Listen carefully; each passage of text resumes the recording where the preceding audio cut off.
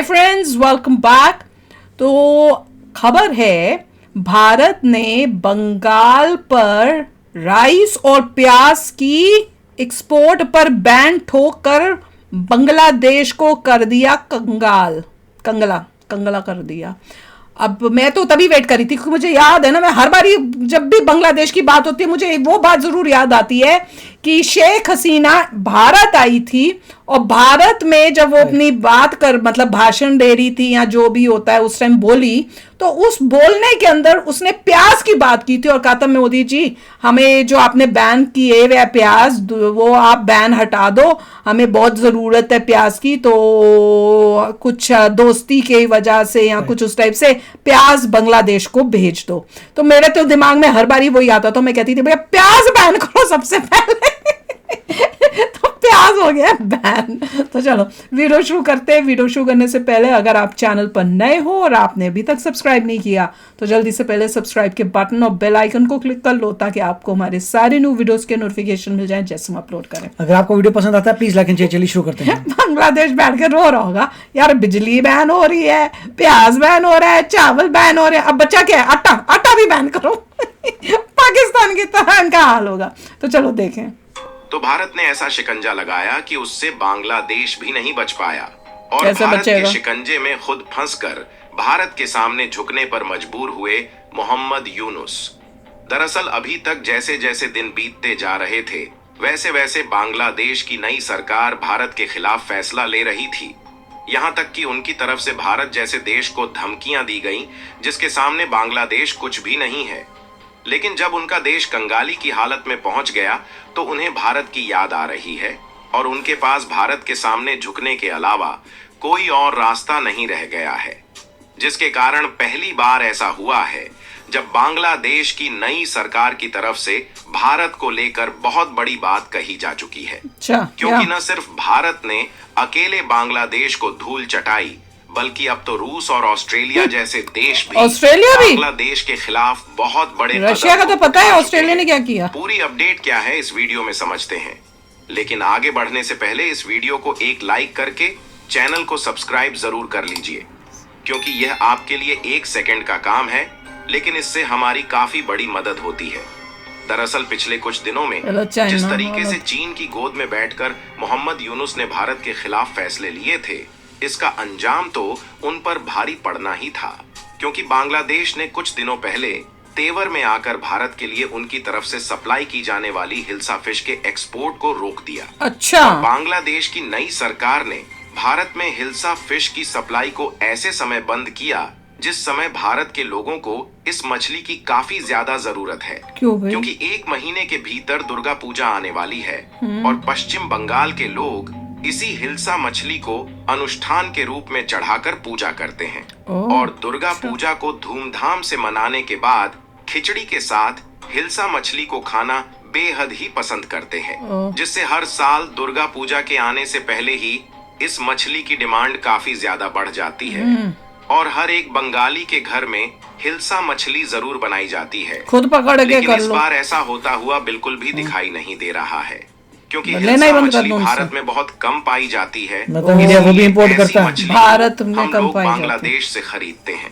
लेकिन शेख हसीना की सरकार बदलने के बाद इस बार मोहम्मद यूनुस की नई सरकार ने भारत के लिए हिल्सा मछली के एक्सपोर्ट को ही बंद कर दिया है। तुम्हारी मछलियां खराब होंगी। एक्सपोर्ट ही बंद नहीं किया बल्कि भारत के लिए इस मछली के सप्लाई पर पूरी तरह से बैन लगा दिया है, जिससे बांग्लादेश की नई सरकार द्वारा लिया गया यह फैसला भारत को बिल्कुल भी चाइना को भेजो, नहीं चाइना को जाओ, क्योंकि बांग्लादेश इस तरीके से भारत को ब्लैकमेल करने की कोशिश कर रहा है और उनके द्वारा बार बार भारत पर दबाव बनाया जा रहा है कि भारत तीस्ता नदी के जल समझौते को फाइनल करे, नहीं तो वह इस बात को इंटरनेशनली ले जाएंगे।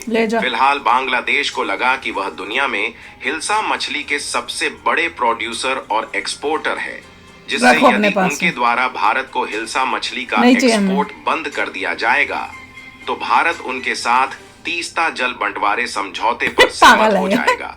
मछली के बांग्लादेश की नई सरकार शायद भूल चुकी थी कि उनके द्वारा इस तरीके की बातें भारत से कही जा रही हैं, जिससे अगर भारत ने एक भी कदम बांग्लादेश के खिलाफ बढ़ा दिया तो उन्हें मिट्टी में मिलने से कोई भी नहीं रोक सकता। और इसी बीच जब अदानी ग्रुप को लगा कि बांग्लादेश भारत से अकड़ रहा है और भारत के लिए उनके द्वारा हिल्सा फिश का एक्सपोर्ट बंद कर दिया गया है, साथ ही भारत पर जबरदस्ती दबाव बनाया जा रहा है कि भारत उनके साथ तीस्ता नदी पर समझौता करें, तो अदानी ग्रुप भी एक्शन में आ गई और अदानी पावर की तरफ से सीधा बांग्लादेश को चेतावनी दे दिया गया है कि या तो आप हमारे $500 मिलियन बकाया पैसे को चुकाइए, नहीं तो हमारे द्वारा बिजली की सप्लाई काट दी जाएगी। और भारत की ऐसी बात सुनते ही बांग्लादेश को बहुत बड़ा झटका लगा। लेकिन जब हाल ही में रूस और ऑस्ट्रेलिया ने देखा कि एक तरफ तो हिंदुओं पर बांग्लादेश की तरफ से अभी भी अत्याचार किया जा रहा है, वो तो और आगे बढ़ रहे हैं, उल्टा भारत के सामने बांग्लादेश की नई सरकार अभी भी तेवर दिखा रही है, तो उनके द्वारा बांग्लादेश को इस तरीके से धूल चटाई गई है जिसे बांग्लादेश सदियों तक नहीं भूलने वाला। ऑस्ट्रेलिया का नहीं पता। दरअसल हाल ही में रूस ने भारत की दोस्ती निभाते हुए बांग्लादेश से 63 करोड़ यानी कि $630 मिलियन की मांग कर लिया है। असल में देखा जाए तो कुछ साल पहले शेख हसीना के समय रूस ने बांग्लादेश के रूपपुर शहर में एक न्यूक्लियर पावर प्लांट का निर्माण किया था, जो कि बांग्लादेश का पहला न्यूक्लियर पावर प्लांट था जिससे बिजली पैदा की जाती है। और इसका पैसा बांग्लादेश को कर्ज के रूप में चुकाना था, लेकिन अभी तक बांग्लादेश इसका ब्याज भी रूस को नहीं दे पाया है। सबको बेवकूफ बना रहे हैं, तो बिल्कुल पाकिस्तान की तरह। बांग्लादेश से 63 करोड़ की मांग की है और उसने सीधा कह दिया कि अगर बांग्लादेश यह पैसे 15 सितंबर के पहले नहीं चुका पाता है तो उन पर अतिरिक्त दंड भी लगा दिया जाएगा। फिलहाल इसका पेमेंट बैंक ऑफ चाइना की शंघाई शाखा के माध्यम से किया जाना है और वहां पर इस बीच नॉन बिजनेस डे है, इसलिए बांग्लादेश को 3 दिन का समय और मिल गया है, जिससे उनके पास 18 सितंबर तक की डेडलाइन है। चाइना के बैंक को क्यों देना? उन्हें रूस को $63 करोड़ का पेमेंट चुकाना है, यानी कि रूस के पास केवल 4-5 दिनों का ही समय है जिससे उनके होश उड़ गए हैं और इसलिए उनके सिर के ऊपर मुसीबत के बादल मंडराने लगे हैं कि आखिरकार इस पैसे का पाबंद कैसे किया जाए, क्योंकि न तो उनके पास इस समय भारत का साथ बचा है और ना ही उनके पास पैसे हैं कि वह इस कर्ज के ब्याज को चुका सके। और इतना ही नहीं, बल्कि इसी बीच ऑस्ट्रेलिया की तरफ से बांग्लादेश को सीधी चेतावनी दी गई है कि वह हिंदुओं पर होने वाले अत्याचार को बंद कर दें, नहीं तो ऑस्ट्रेलिया भी बांग्लादेश पर कड़ा एक्शन लेने पर मजबूर हो सकता है, जिससे बांग्लादेश जो ऑस्ट्रेलिया के साथ व्यापार करता है और वहां से कोयला इंपोर्ट करता है, उसमें भी डिस्टरबेंस आ सकती है। यानी कि बांग्लादेश चारों तरफ से फंस चुका है, जिसके कारण बांग्लादेश के पास भारत के सामने गिड़गिड़ाने के अलावा कोई भी रास्ता नहीं बचा है। ये अभी गिड़गिड़ाएंगे नहीं जब तक पूरा ये चाइना की तरफ जाएगा बंदा। ये जो चाइना के बैंक का बोला था, क्या बोला था जरा फिर से बताओ मेरे को। नहीं, जो पैसा देना है बैंक ऑफ चाइना पेमेंट करने वाला है। अच्छा, बैंक ऑफ चाइना पेमेंट करेगा इनकी। ये लो, यहीं पे आपको प्रूफ मिल गया। तो देखिए, बांग्लादेश जो है टेक्निकली इंडिया से ज्यादा अमीर है और ऐसा नहीं हो रहा कि एक झटके में गिर जाएगा। नहीं, धीरे धीरे असर आएगा, धीरे धीरे फर्क पड़ेगा। जैसे जैसे उनकी प्रोग्रेस कम होती जाएगी, जैसे जैसे उनके लोग रिलीजन में डूबते जाएंगे, वैसे प्रोग्रेस आएगा। और उनकी जो नीति है माइनॉरिटीज को प्रोसिक्यूट करें, मतलब गलत रास्ते पे चले गए हैं, गलत रास्ते पे चले गए हैं, तो उनका जो है बिल्कुल ही हालत खराब होने वाली है। धीरे धीरे धीरे धीरे ये सब होगा और तो वो भागेगा, जितना चाइना के साथ भागेगा उतना और नीचे जाएगा। नहीं, और ये देखो हिम्मत की, क्योंकि दुर्गा पूजा आने वाली और एक स्पेशल टाइप की मछली जो है इंडिया में यूज होती है, तो ये क्या कर रहे हैं कि भाई हम उसको देंगे नहीं तुम्हें।